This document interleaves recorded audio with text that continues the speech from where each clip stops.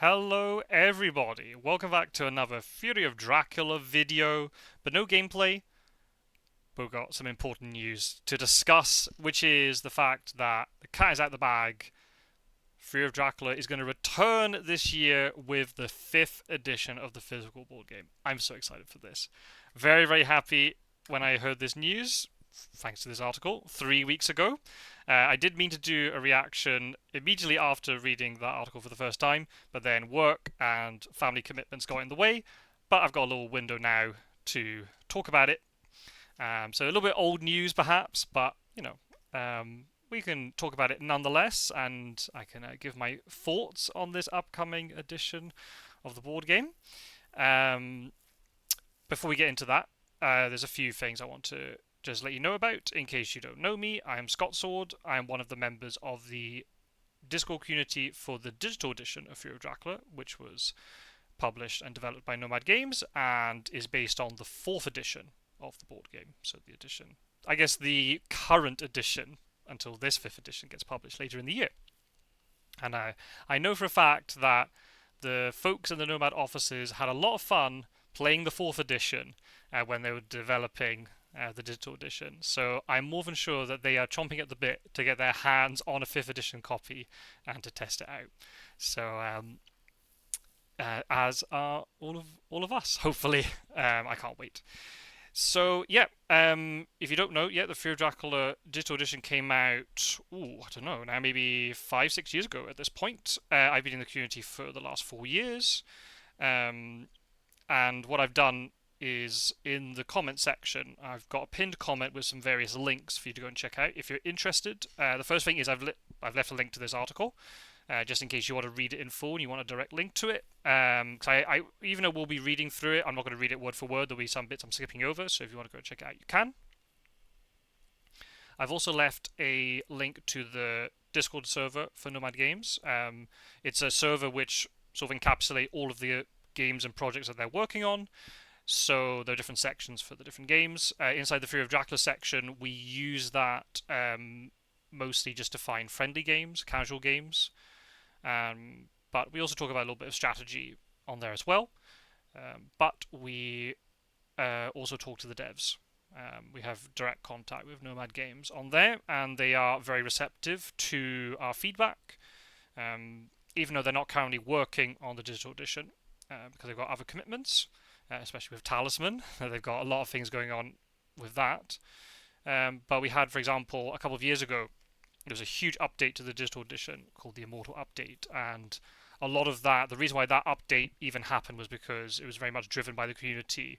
We kept reporting a lot of things to Nomad Games relating to bugs, but also quality of life fixes, but also just things we wanted to see, change a little bit about the game and how it functions. And because we were, constantly in contact with them on the Discord, but also we had a list of things outside of the server. We kept everything documented. There we go. So it was really driven by the community and that positive relationship between us. So hopefully, some point in the future there might be another one, but we'll have to see. But fortunately, the not in terms of bugs, because bugs are very few and far between these days, but more just in terms of house rules and small changes and things like that. But we can talk about that later on. I've also left a link to another Discord server. So I've been in the community, as I said, for 4 years, as well as playing in that community and recording YouTube videos. One of my other main obsessions over those last 4 years has been to run Fury of Dracula tournaments using the digital edition. So after the first tournament, which we ran through the Nomad Discord server, I kind of realized that we would outgrow that server quite quickly in the sense of we would need more space and channels to be able to run the tournaments more efficiently. So I created a separate server.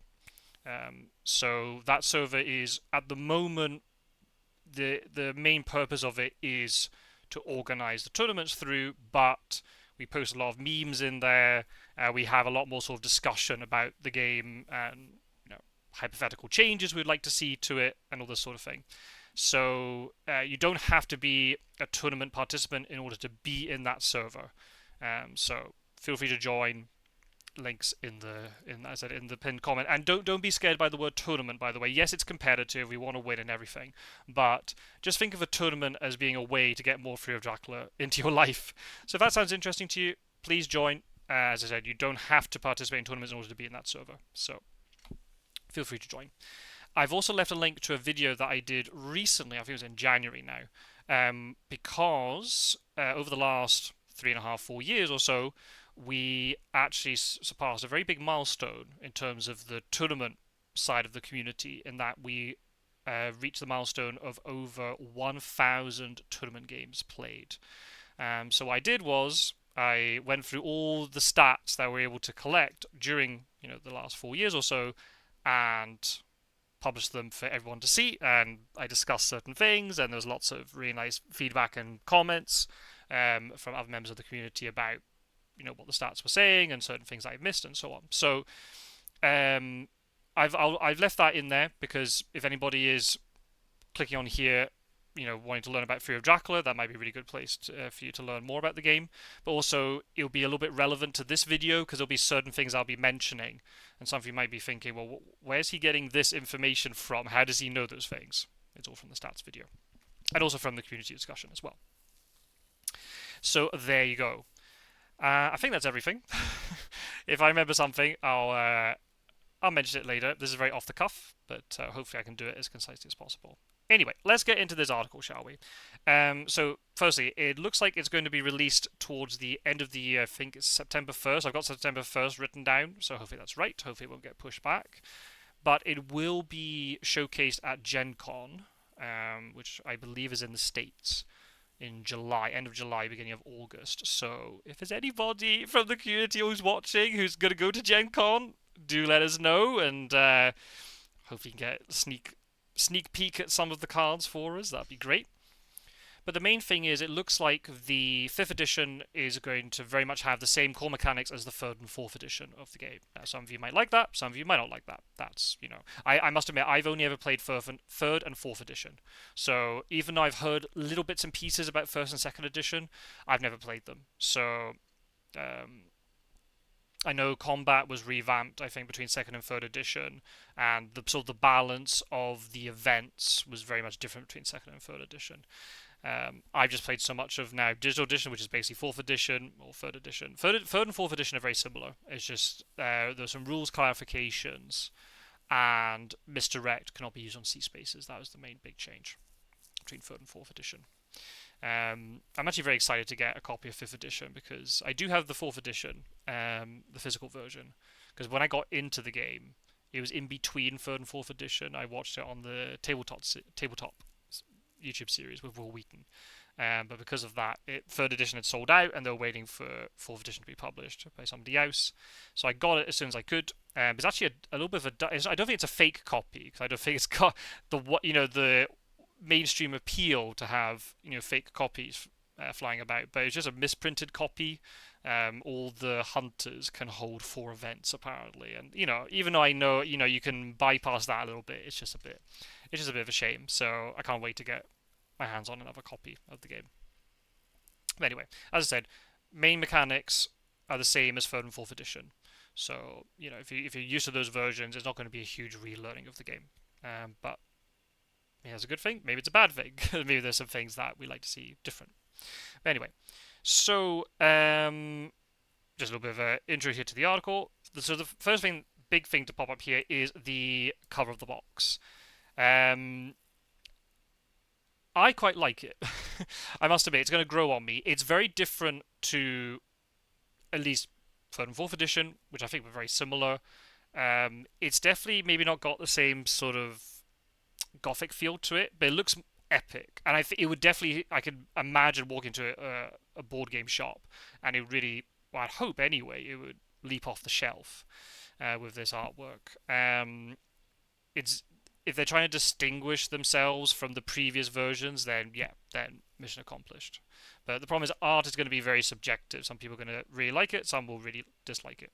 But I like you've got Dracula being very prominent with the castle as well, and you've got the map in the background as well, and you've got things like Castle Dracula. I think the map is in the background of the 4th edition box as well, because of the green, it's not so noticeable, perhaps. But anyway, but I don't mind the actual box cover. I think that's really nice. But again, that's very subjective. That's just me. Right, and now we have the map. So the map's a little bit different. Again, because digital edition is a little bit different to fourth edition. I don't have my fourth edition copy with me, so I'm trying to do this from memory. But there's a few things that sort of leap out to me, and I must admit there are people in the Board Game Geek forum about this, and also in the community who have mentioned similar things to me, or similar things that I'm going to mention here. The logo of the game is here. I don't know if I really like that. I don't, maybe I'm wrong here, but I don't feel that the board game board has to advertise what the game is, if that makes sense. So I don't know if I like that. And also because this logo is quite big. Is it just me, or is the rest of the map more squished into the sort of the left-hand portion of the board? That's what it feels like. That, you didn't see as much of, well, this would be the Ottoman Empire, I guess. You wouldn't see as much of what would be modern-day Turkey here. You don't see as much of it on the previous versions of the board, if I'm not mistaken. So yeah, I don't know if I like that, but I could probably overlook it. The clock is also a bit busier, even though it's the same sort of construction here with the influence track and the clock. The clock looks a bit busier. I think it's because all the different day and night spaces have these little jagged edges to them. So it just looks like there's just more going on here, and I don't know if I really like that. I think the previous design was simpler but nicer, but that's just me. I've had a look through the board. I don't see any differences with the connections. So in theory, the map is going to be more or less the same in terms of balance and choke points and the like. I think just aesthetically, there's some changes like Klausenberg, Castle Dracula, and Glatz. At least on the digital version, they're more, in a straight line horizontally from east to west, whereas here they've got like a more sort of going from north to south diagonal there, which I think I prefer. But nothing looks different to me. There is one change, which maybe you can't see very well here, but we'll talk about it later. But otherwise, the actual board layout and design looks the same. However, there's definitely differences with the colors. The different regions look the same as well, but there isn't as much color contrast between them. For some reason, Italy has the most contrast with all the others. I'm not quite sure why that is. Why did you just make Italia or the same color as Germania? I'm not quite sure why that's the case. And also, like, the city icons are different. I'm trying to remember now. In the fourth edition, what are they? They're like a brownish color, but it depends if it's a square or a diamond, and depending on the size, you could tell if it's a big city or a small city. But now they've made them both are round, so they're almost like coins on the board.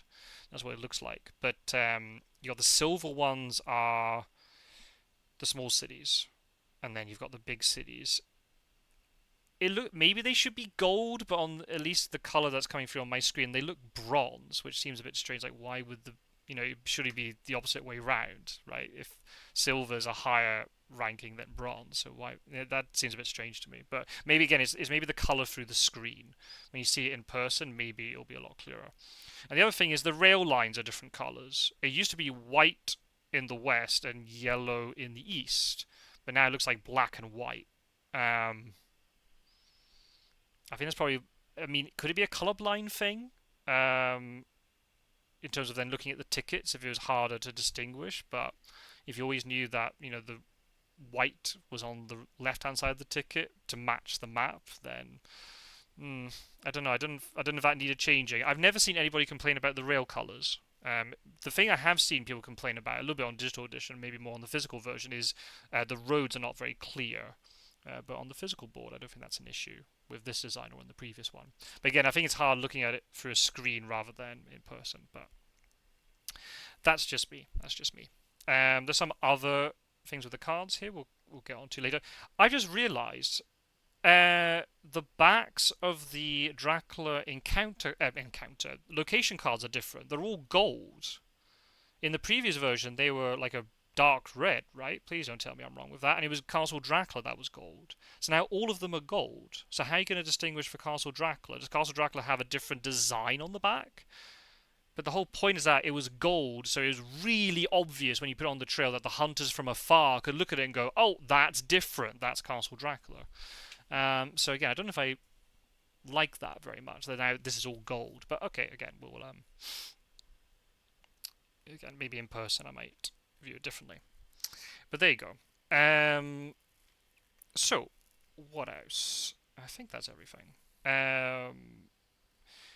We've had a look as much as possible at the four hunters who we all know and love, and they don't seem to have had any change in abilities. Um, so that's okay. The hunters, in terms of their abilities, are fairly balanced. There's maybe one like I'm gonna actually. It's just funny how timing works. The week that this article was published, I was thinking quite a lot about publishing a video about what I would like to see in a hypothetical fifth edition. Um, Sort of distinguishing it from potential house rules that we want to use for tournaments on fourth edition. And I wasn't really thinking about changing the hunters so much, but there was one thing that maybe nerfing Seward's healing ability.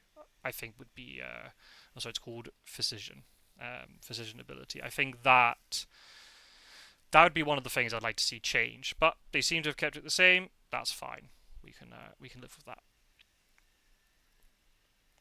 Okay, what else? So basically, the rest of the article, the writer here is just talking about the basic concept of the game. I assume we all know that, so I'll skip all that. If you want to read it, you can.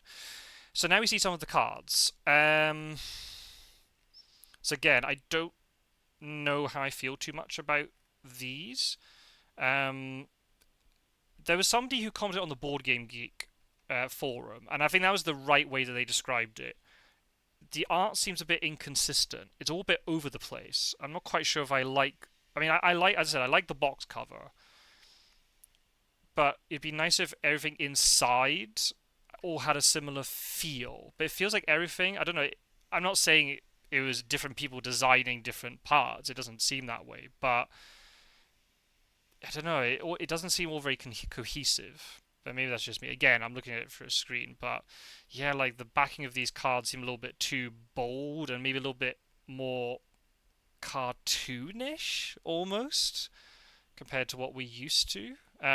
Encounter cards now have a wolf on it, and again, I don't know if I really like that. Um, in the previous edition, it's like a hand, a clawing hand. Um, I know Dracula has his wolf form and things, but I wouldn't think that having that wolf would be the most prominent thing. I wouldn't associate the wolf with like encounters in general. But then you've also got an encounter which is called wolves. So I don't know. I don't know if that's the right sort of image. This looks like something you'd see out of, I don't know, like Wednesday, if you know the TV series. That's what that strikes me of, that color scheme and the wolf image and that. You do have bats on it too, I've just realised, around the outside. But again, I don't know if the wolf is the best image that could have been picked for that, but that's just me. And then yeah, then the actual side of the card with the encounters or the items or whatever, they're all black and white. At least they're all cohesive and consistent. Um, but yeah, again, I'm not too sure. We're trying to read the text information here. It doesn't look like anything has changed. Although I've just realised the way it's been done, encounter cards, most of them have like an ambush or search effect, and then a mature effect. But the mature effect is all completely in black, so then the writing for it must be looks like completely white. But depending on how clear would that be to read though? Should it be better to have two different, like to have black text on both, but have the backing color to be such that you could distinguish them? But I don't know. Don't know. Again, I don't know how that would look. Again, I need to have it in my hand to see. So this is why I'm really, in a way, excited to get the physical copy and to have a look. Anyway, but it doesn't look like anything's changed, which is maybe a bit disappointing because I feel there's an argument that with a new edition you could maybe sort of investigate the balance of certain things like the encounters or the combat cards and the way they cancel each other. And you could come up with a slightly different system or push it in a certain direction. But there's certain cards here we don't see. We don't see knife and heavenly host and rifle and pistol and things. So maybe they've been changed. We're not sure. We'll have to wait and see.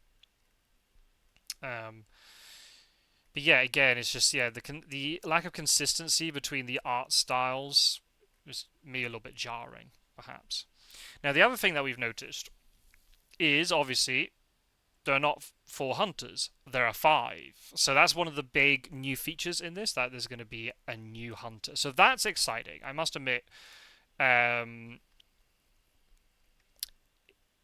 just to have a new element in the game that you could mix and match the hunters that you're playing with.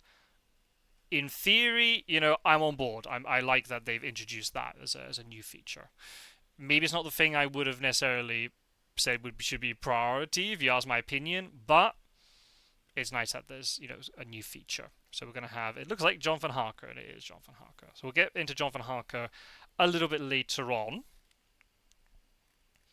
And we've got the miniatures here. Disappointed that they're not coloured, because obviously the 3rd edition they were grey, 4th edition they were larger and they were coloured. I actually can't tell. Are these going to be the same size miniatures as 3rd edition or 4th edition, or are they a slightly different size? I'm not sure. I guess the only good thing of them being grey is then a lot of people will take quite a bit of pleasure in painting them. But it's just a shame that they're not painted from the get-go. Here we go. Now we have some more combat cards here. Everything looks the same. These dogs look very scary compared to the 4th edition. These look like dogs that Dracula would be controlling rather than the hunters. That's just my opinion. But everything here looks the same as in 3rd and 4th edition. Heavenly host tokens, but only 2 of them. Or was there 3? Oh, there might be a 3rd there. Okay, so that's going to be relevant for Consecrated Ground and things. Okay, I think that's fine. There's nothing else we need to look at here. I think this is then the back of the box. Some people have noticed it looks like Seward and Harker's images being done the wrong way round, because at least in 4th edition, Seward is known for holding the crucifix. So is this some sort of misprint? Is this something that's going to be fixed? I'm not sure. So there you go. So you keep going.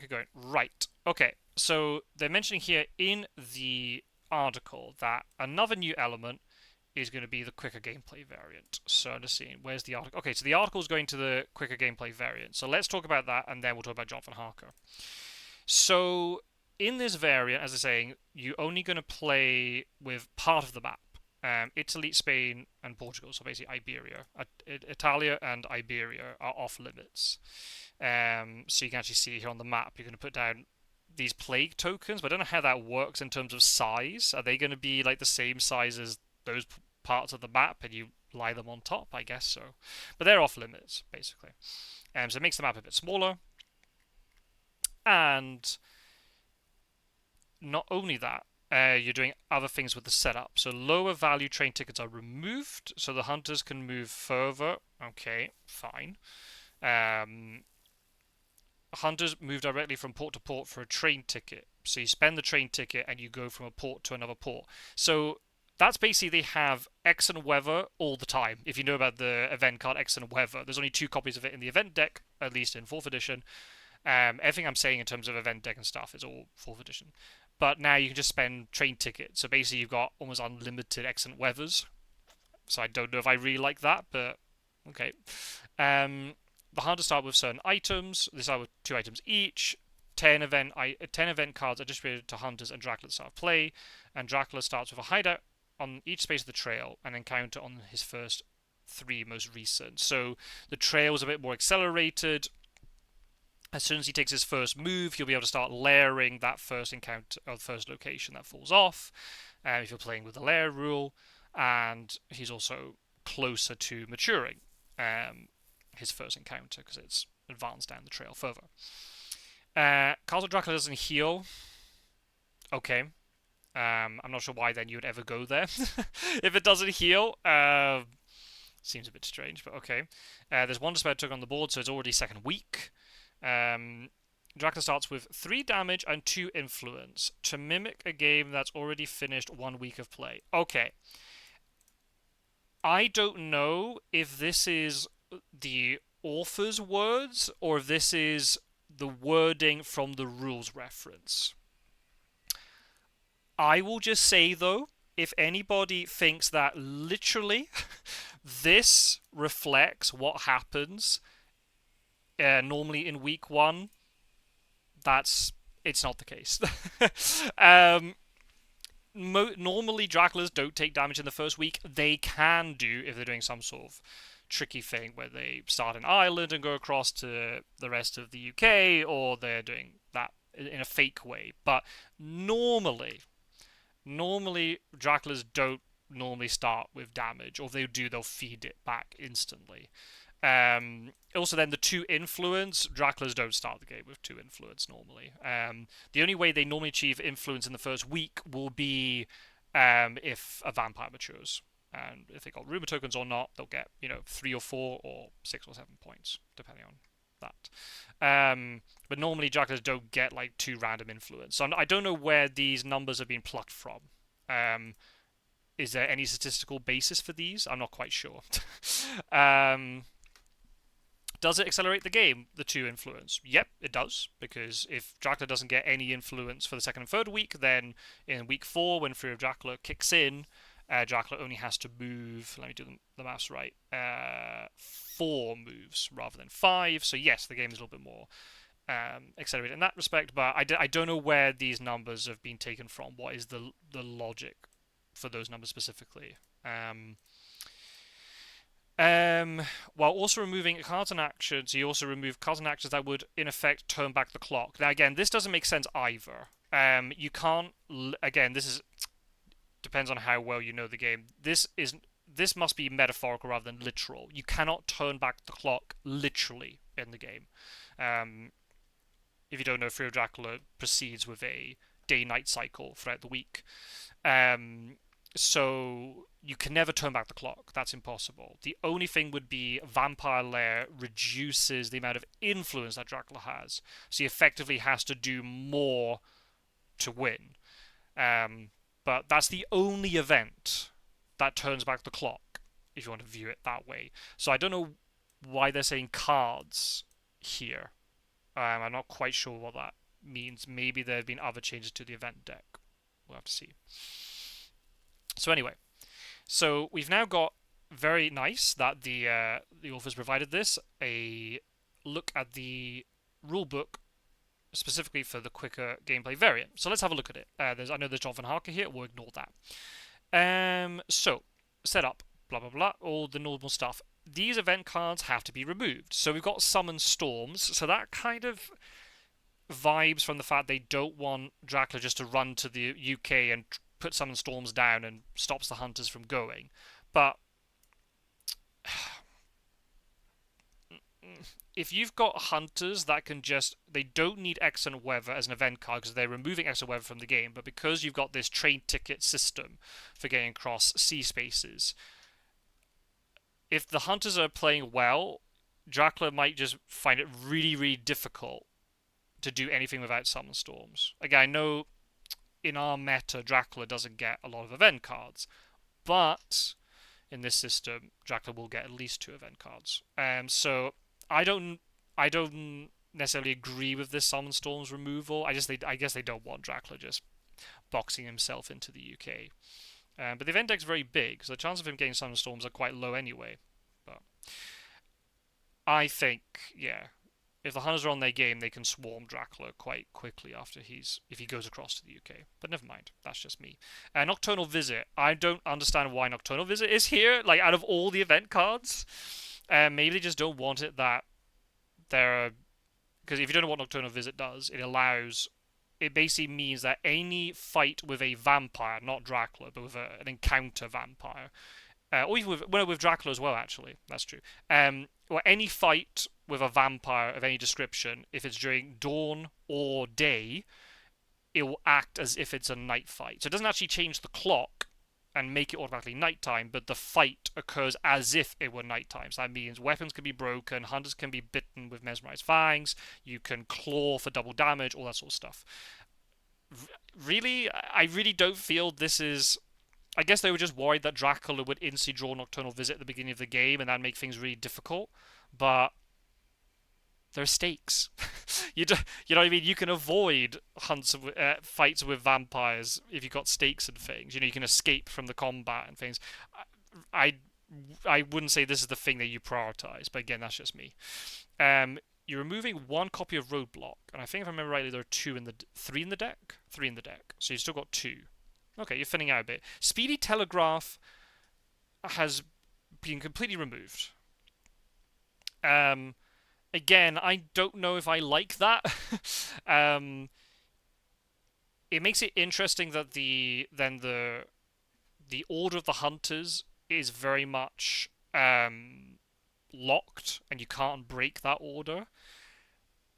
But the thing is, the way that I look at Speedy Telegraph is Speedy Telegraph on its own is not a strong card. It's a strong card when you use it to enable other things, like a hypnosis play, for example, or with renewed vigor, and you can do trades before movement and things. Speed Telegraph on its own is not a very strong card. There might be a reason, though, that why Speed Telegraph's been removed, but we'll come on to that in a bit. But on its own, Speed Telegraph is not too strong. Excellent Weather removed makes sense because they got the whole ticket solution to sea movement. Vampire Lair, okay, as we spoke about, that makes sense. One surprising return's been removed.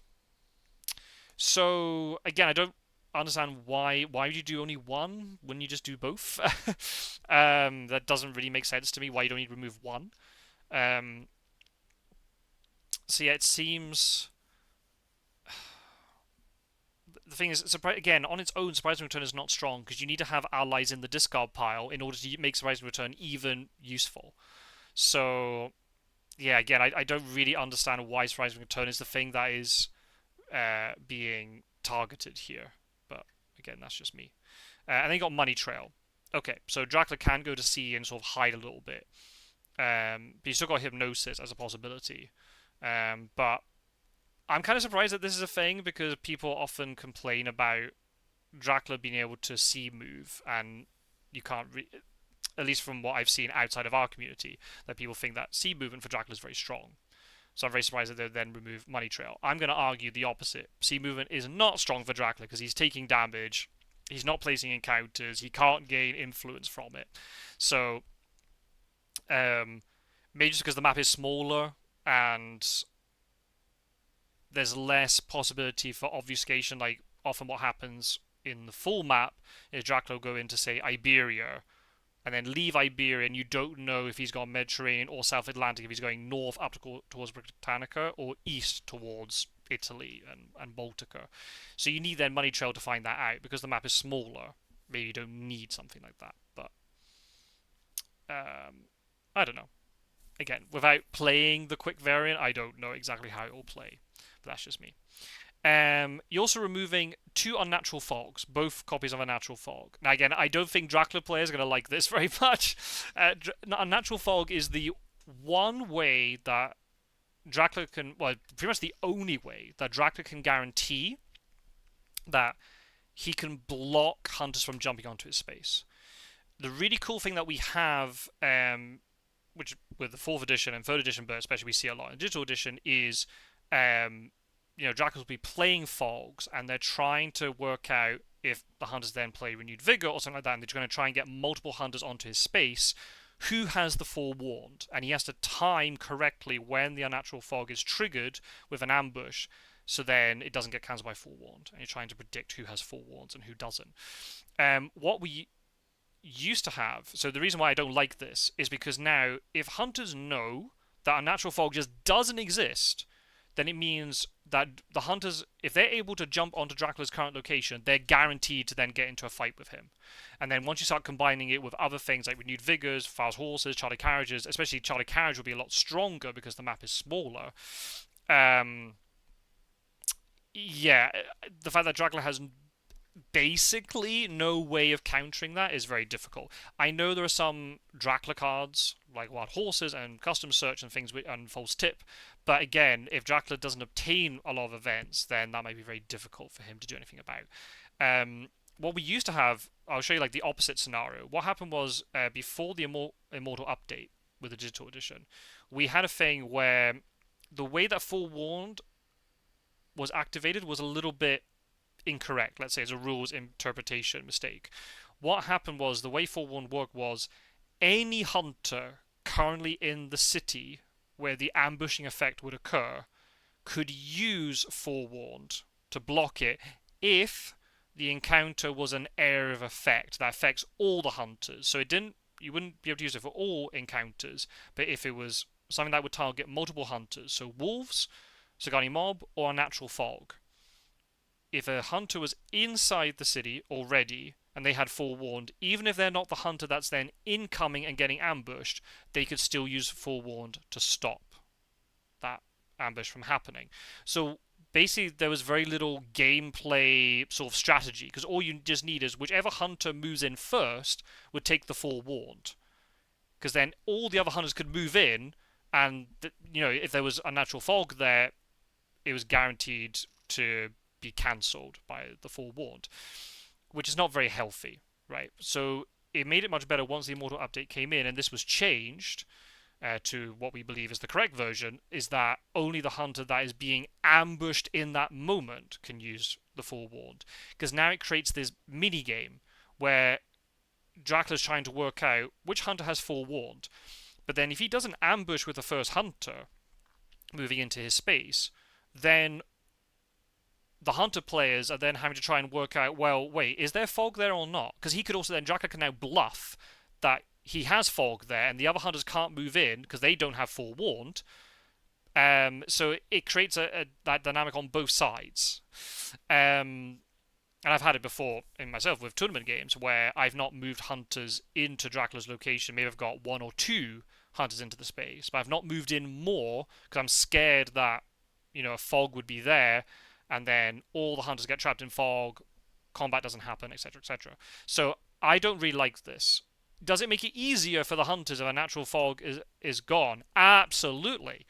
But I don't personally like that this has been removed. So I'll say it now, if you haven't caught onto it already.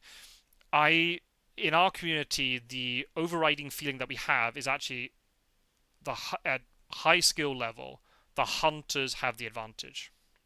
Dracula is actually the one that needs a little bit of extra help. And I don't feel like removing these unnatural fogs is going to do any favors for Dracula. So I don't like this. But we'll talk about that in a bit more detail later. Location cards for Italia and Iberia are removed. That makes sense. Train tickets. They've removed the two sets, let's say, of the weakest train tickets. I think in total this would be 5 train tickets which are removed from the deck. Now, it is confirmed here then that the track colours have changed. Now, this is very confusing now because, at least in our community, in our meta, especially this particular ticket, the one which only has the 1 for the western rail lines, let's call it that way, we call it a white 1 because in the 4th edition, it's just symbolised by the number 1 in white. But now I don't know what to call this. Is it still a white 1 because the number itself is white, but the train line is black? So is it now a black 1? So then what do we call this train ticket? Is this, I mean, we call it a 1-1, but is it a black 1 white 1 or a white 1 black 1? There's just going to be a lot of confusion in commentary about this if this ever got implemented in digital edition. So yeah, I don't like this change just purely from a perspective of trying to work out what we call it. So whatever. But it is what it is. But again, as I said, it might be a colorblind thing or making it clearer. But I don't know what to call this. If I was trying to describe it to my other hunters around the table, I don't know what I would call this. I'd have to say a one with a black background, which I think is confusing. I think that just confuses the issue. You can just see miscommunications about I have a white one or a black one, and I don't know. There you go. So yeah, that's the quicker gameplay variant. There's some stuff here on the other side about the setup that we can't read all of it, unfortunately, but we can try and guess. They're talking about here someone playing in Nantes. Now, I don't know what that's referring to. My guess would be it's about where Jonathan Harker stays. So in the advanced rules, the hunters can be placed in any city that they want. If you play in the more basic version, the game tells you where the hunters have to go. So maybe that's telling you about where Jonathan Harker has to be played. But then why is this in the quick variant and not the main block of the game? Because it doesn't matter if you remove Iberia and Italia, right? You still need Jonathan Harker and not, I presume. I'm trying to think where the other locations are for the other hunters. I think it's Is it Amsterdam, Brussels, Bucharest, and maybe there's one location that's in. I think there's a hunter in Lisbon. Right, I think there's a hunter that gets placed in Lisbon, if I remember correctly. So if that's the case, then they're going to make them get moved to Nantes. That's what it is. Okay, glad I've just figured that out on the fly. Okay, so then I'm talking about the hunter setup. Deal 2 item cards. Okay, then I'm talking about the event cards. Draw the top 10. Okay, separating 100. Okay, now I don't know then, if you draw the top 10, what happens if there are, I mean, I'm going to be a little bit flippant here, but what if there's 10 Dracula cards, right? Or 10 Hunter cards. I mean, 10 Hunter cards is easier because you can distribute 10 item cards between 4 Hunters. But if it's 10 Dracula cards, I know it sounds unlikely, but Dracula does have an event hand limit. I think it's 4, if I'm not mistaken. So I have 3 or 4. So what happens if you draw the top 10 and it exceeds that hand limit?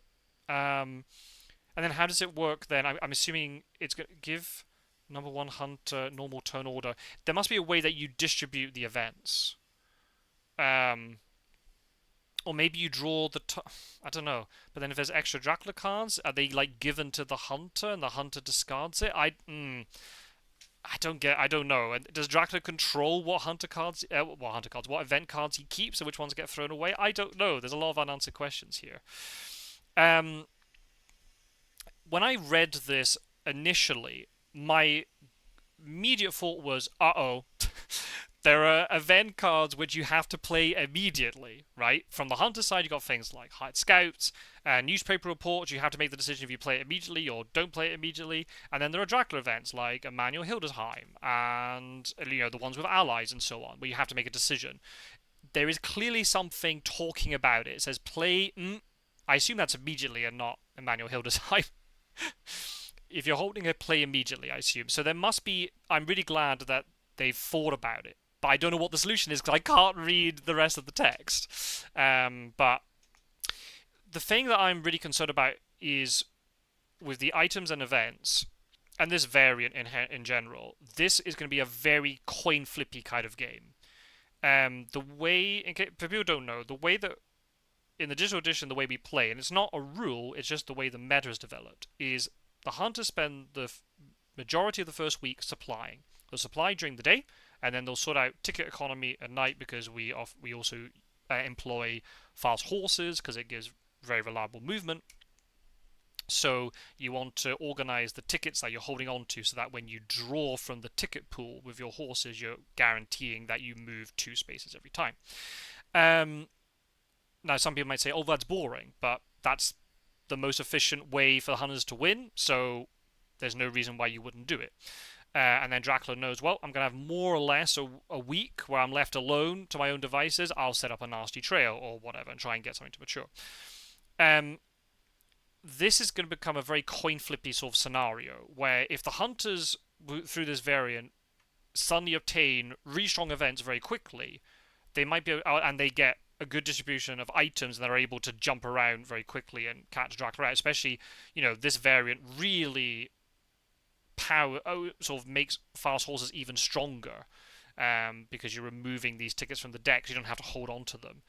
Um, if the hunters obtain quick movement and also some sort of search ability very, very quickly, they could just run down Dracula very fast.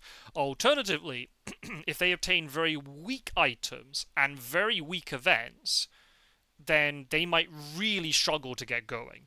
Um, and then I feel then hunters are going to fall into the trap of what you shouldn't do, which is they're going to move around during the day trying to find Dracula, and they're going to be supplying at night, and then they'll get even more Dracula events into Dracula's hand. So I mean, again, I will save complete judgment for when I've got this version of the game, and hopefully I'll be able to play this variant version a little bit. But this feels to me it's going to be a very random sort of experience.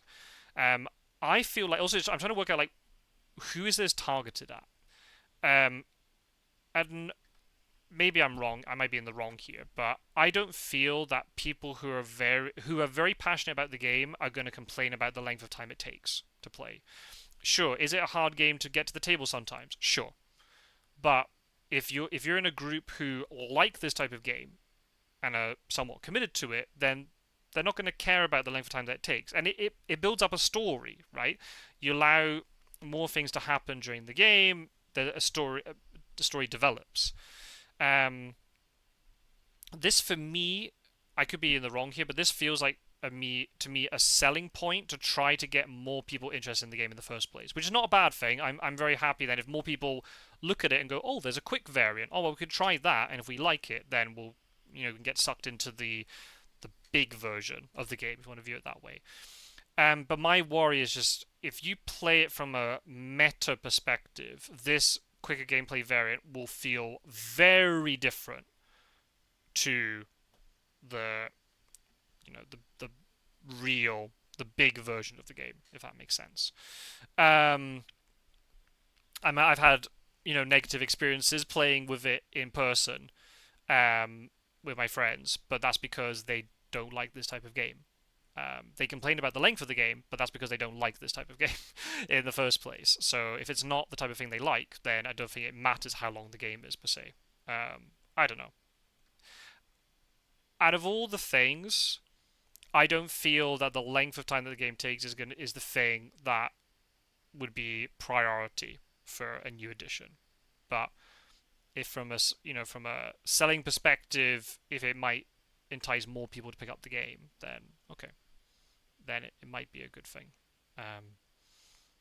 But I feel that this variant will play very, very, very differently to the normal version, and depending on just how the item and event cards fall at the beginning, wow, you could just really luck your way into something really good or really bad. So I'm not a big fan, but again, as I said, I will happily try it, and if I have to eat humble pie, then I'll eat humble pie. That is fine. And then there's talking about the encounter cards, where we know that Dracula gets some encounter cards on the trail ready at the beginning and some not. But yeah, if Dracula's going to employ lair strategy, well, this could be very strong. But I assume if you're doing quicker gameplay variant, that you wouldn't be doing it with advanced rules, so maybe lairs will not be a thing then. But then I think Dracula will struggle because I think you still need things like rumor tokens and the like. But maybe I'm wrong. I could be wrong with that. Oh well. So we talked about the quicker gameplay variant. Let's talk about John Van Harker. So we've got John Van Harker's card here. Now you can't read it very well, but fortunately on Board Game Geek there is a zoomed in version. So let's have a look at John Van Harker and let's talk about him, the new hunter. So he goes 5th in the turn order, so he always goes last. Okay, so inherently you're thinking, right, the reason why he's going to go last is because he's weak. When you think of the original 4, or at least for 3rd and 4th edition, the two who move first, Godalming and Seward, they're the stronger in the sense they've got more health. They supply faster in terms of Godalming's case, so he's hopefully going to have better stuff. Seward can hold more items, so he's going to be more of a menace. He can deal with the trail more easily. He can fight Dracula more easily. But then you've got the two weaker hunters at the end. Yes, they have powerful abilities in terms of Van Helsing's ability to be able to trade events, hugely important, especially at the really, really top level of hunter play. You really need that ability to switch event cards at will. And then you've got Mina's psychic scan / hypnosis, ability. But they have weaknesses. Van Helsing has the least amount of health. I know you might be thinking, well, it's only the difference between 8 and 9 health between him and Seward, or him and Mina. That's only 1 HP. Yes, but it does matter. In a combat with Dracula or with a vampire at night, just the two uses of claws can kill Van Helsing. Yes, he's stronger in the sense that he resists bites, but at least in the meta that we have in the digital community, bites aren't really a thing. That it's not something that you see very often. Yeah, Hunter can get bitten every now and then, but I've never seen a scenario where Van Helsing's ability to be able to absorb 2 bites and then die on the 3rd bite, I've never ever seen that ability come into use. So I'm going to discard that for now. And then Mina's obviously inherently weak because she's always bitten. So she is a real liability. If she moves last and ends up jumping onto Dracula's current location, then a lot of bad things can happen unless she has an event card like Escape Route or something to get her out of that situation. But they're inherently weak. So you're thinking, right, if John Harker's moving last, then he should have some sort of inherent weakness. That makes it reason why. He's got 10 health though. So it's basically the same as Seward, because of, damage going to be done in, except for Sagani Mob, damage going to be done in blocks of 2. So basically, if a hunter has 9 health or 10 health, it's basically the same.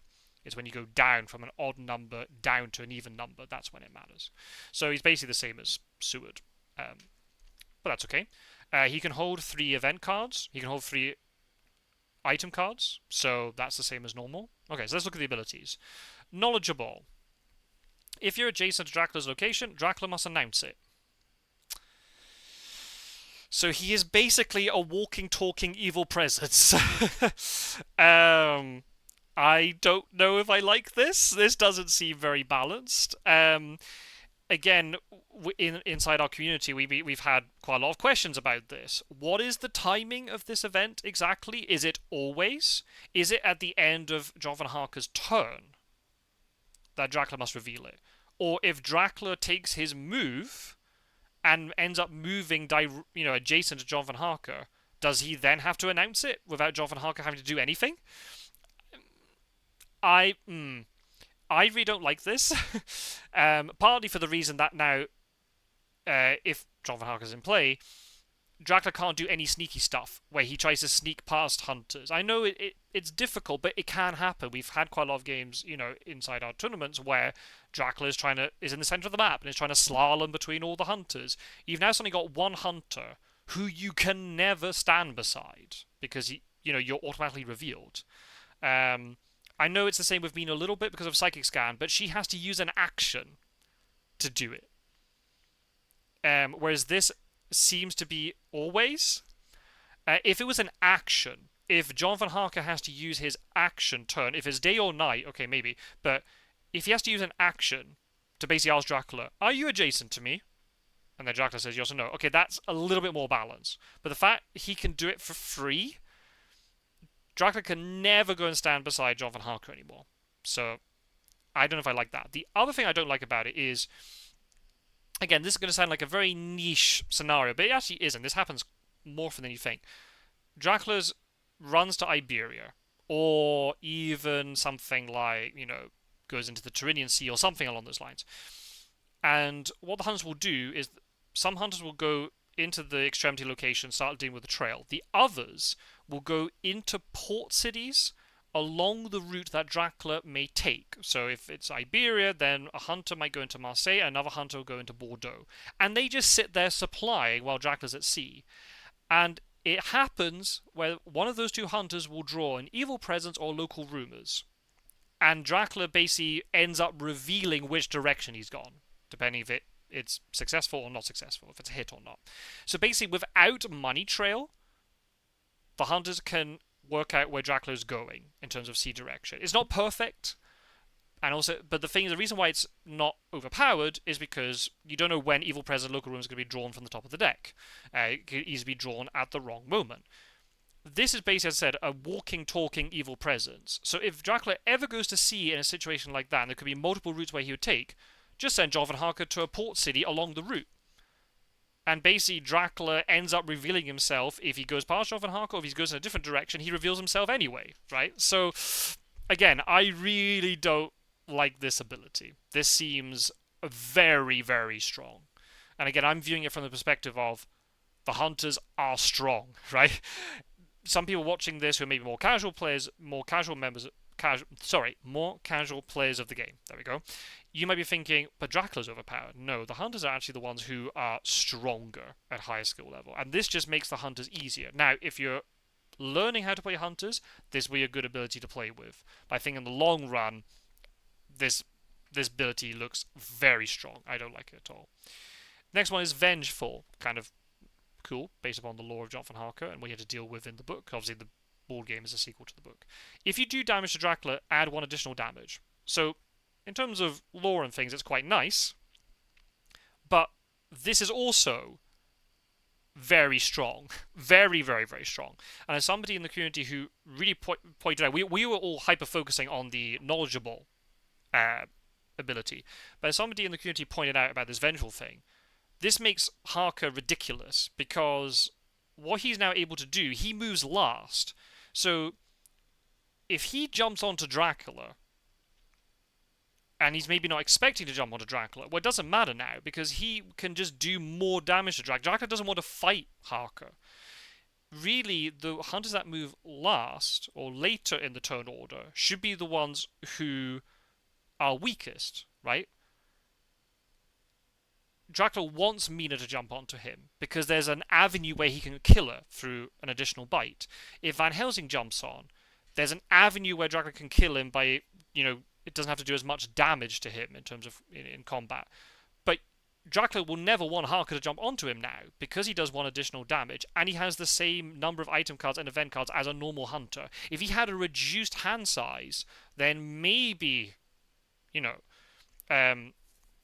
Dracula might think, well, he's a bit weak in terms of items. I might be able to manipulate that, and through deduction of, him jumping on encounters, I might be able to work out what his hand is and work around it. But otherwise, and it's not just damage with a weapon, it's all damage. So punch does double damage. Heavenly Host does an additional damage. Rifle with holy bullets, that's suddenly now 6 damage rather than 5. I know that doesn't sound like a huge amount, but it's going to add up. So yeah, this just looks ridiculous. And then it means that if it's a multiple hunter combat with Jonathan Harker and somebody else, Dracula's going to almost always be targeting Jonathan Harker because he doesn't want that extra damage being dealt to him. So, and even if Jonathan Harker plays a defensive card like Garlic or Crucifix, then suddenly now Dracula's taking even more damage from it if he picks wrong. So, again, this looks a little. I hate to say overpowered OP, but I think it is. And then the other ability he's got is World Traveller. Jonathan Harker replaces one other hunter. It makes sense because you only have 4 hunters on the board at a time. Jonathan Harker may use that hunter's event cards. Now, what I assume it means by that is the event cards which are unique to hunters. So at least in 4th edition, each hunter has a unique card. So Godalming has Lucy's Revenge. Seward has Wax Cylinders. Van Helsing has Mystic Research. Mina has Hypnosis. So now the hunter who is not in play, Jonathan Harker can use that event. Now again, this looks ridiculous. When you put all of this together, I cannot see any situation where you don't take Jonathan Harker and you don't discard Mina. Why would you need Mina Harker now? If he could use Hypnosis, like she can, okay, you don't have the Psychic Scans, but hunters with good movement and that can work around not having Psychic Scans. Psychic Scans aren't used that much. It's more the threat of them that means Dracula doesn't move especially next to Mina. But when you look at what Jonathan Harker provides, that completely offsets the need or the usage of Psychic Scans, in my opinion. This looks ridiculously powerful. And again, as I said before, I like it that, a new character's been introduced, but again, I really don't feel that buffing the hunters is really what was necessary. um, the way the game was automatically designed was that there are advanced rules and you add more things onto Dracula to make him more complicated. Hunters are finding him too quickly. Okay, fine. Now give, Dracula wolf form. Dracula's doing quite well, but he can't accumulate influence high enough. Right. Rumor tokens to buff, vampire matures and things and make the hunters really hyper focus on killing those things. You can bluff with them and things.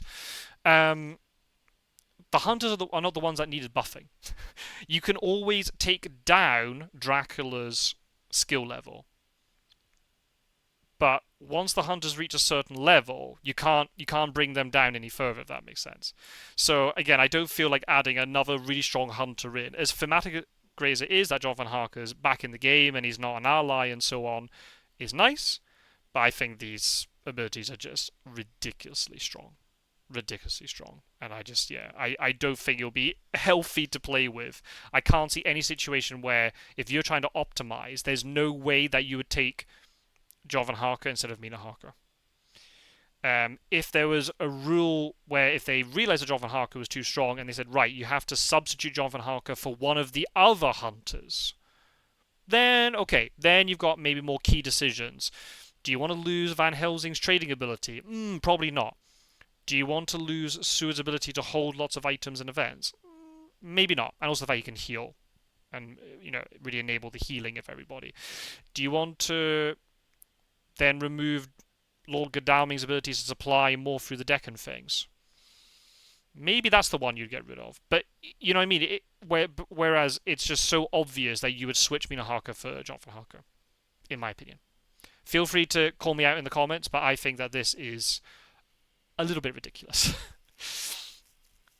I hope this got play tested, but for me, this feels ridiculously strong. If this was brought to our community, if the people who designed this 5th edition came to us and said, we're going to bring in an additional hunter, here are some of the ideas we have for abilities, what do you think? All of us instantly would have gone, that's way too strong. The feedback would have been immediate. So I don't know. That's just me. But feel free, if you have a contradictory opinion, feel free to let me know. But Jonathan Harker looks busted. Very busted, in my opinion. And then on this quicker gameplay variant, even more so, because the map's more restricted. So it just makes him even more powerful in this game mode, in my opinion. Which is why I really think, things like a natural fog and such need to be back in. But I guess you could house rule it and add them in if you wanted. But still, the fact that by default they're removed, I don't like that. And that's it. That's the end of the article. There is one other thing that's been changed. I know I've been slagging it off a little bit. I didn't mean to be so negative, but it's not negative, it's just trying to be constructive. I'm trying to view it from an objective perspective and knowing the stats and the experiences that we've had as a community and the discussions that we've had all together about this. I'm just trying to reflect that. There is one other thing that's been changed, which I like a lot, and it's in this image. We have Uppbeat on the board! Okay, that is a very positive thing. I love to see that.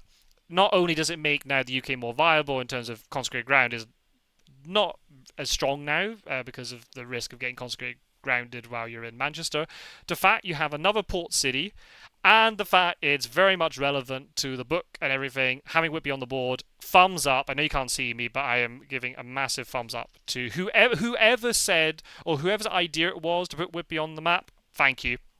Good job. I really hope that at some point in digital edition, the map can be like altered with a house rule or something, that we can get Uppbeat. That'd be really fun to play with. So there you go. It doesn't actually change the mechanics in terms of rail and stuff, but just now you got an extra port city and it's Uppbeat. Let's go. So yeah, is that everything? I think that might be everything. I'm having a quick look at the my list of notes.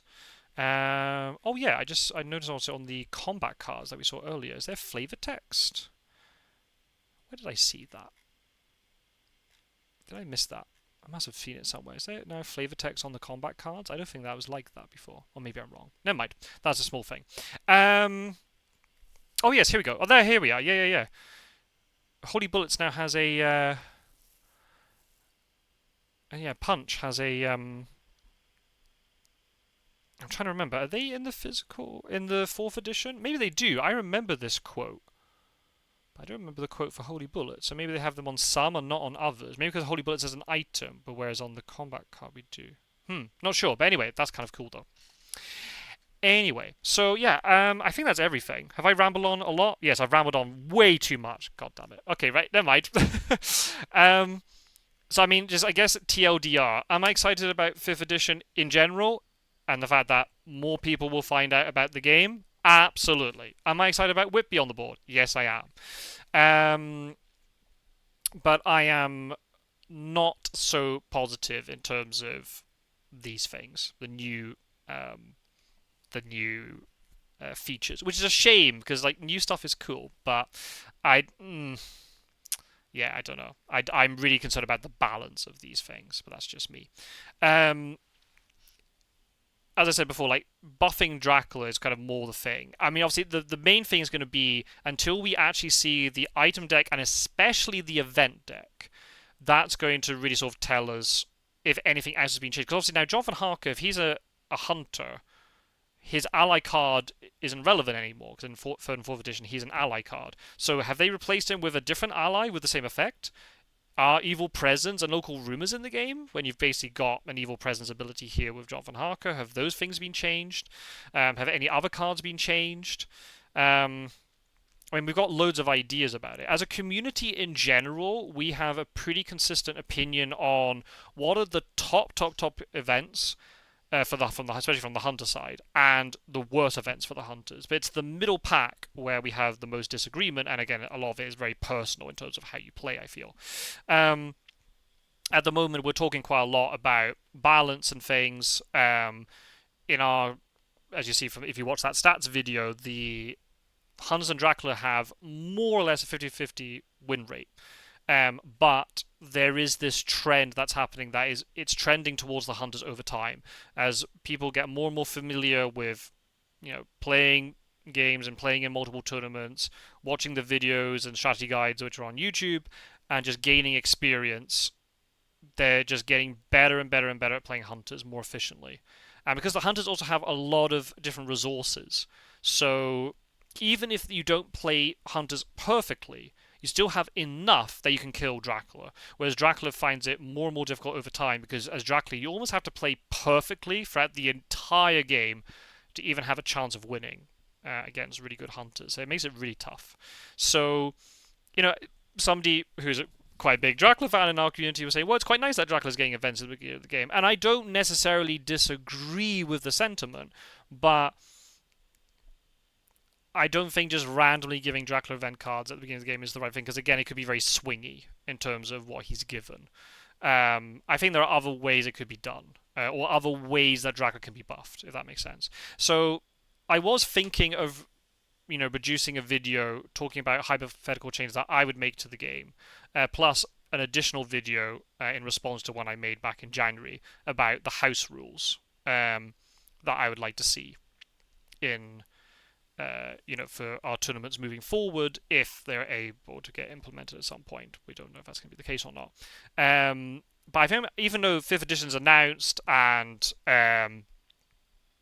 everything, and also I do realize that by the time I made that stats video, if anybody from Avalon Hill or Hasbro were going to watch, I don't know if they were going to watch that video or if they watch my videos in general, but I realized the timing of that video, was not going to be, would not align with, the production of this 5th edition. But if, without seeing the event cards, I'm having to assume all the other event cards are the same. But based on what we can see so far, the changes that have been made, or lack of changes in other respects as well, sort of clash a little bit with our experience of the game. I know our community is a bit of a strange outlier in the sense that we very much obsess over the game and we play it very, very, very frequently, and also the fact that digital edition allows you to play it more frequently than around the table.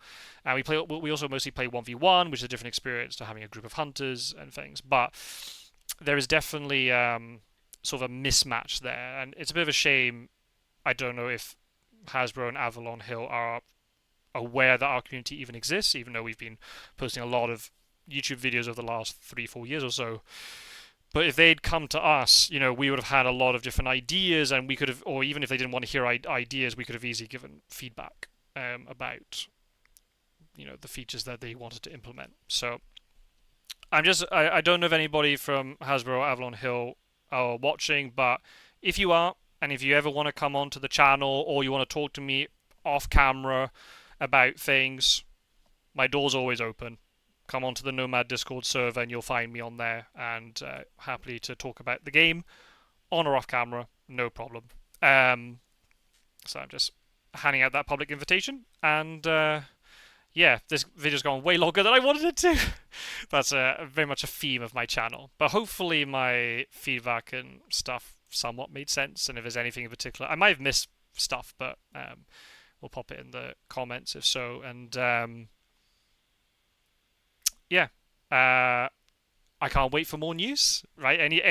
I'll be keeping an eye out for any more updates and news and things about the game, and hopefully, that's it. July is not far away for Gen Con, and September, which should be the release date, is not far away either. So can't wait. Just want more Fury of Dracula in my life. So in that sense, I'm happy. So anyway, take care, everybody. Thanks for watching. As I said, links down below for all that stuff I talked about before. Please come and join the Discord communities. Even if you don't want to play Fury of Dracula too much or participate in tournaments, but if you want to chat about people who are really passionate about the game, links are down below. So take care, everybody. Thanks for watching, and I'll see you in another video very soon. Take care. Bye-bye.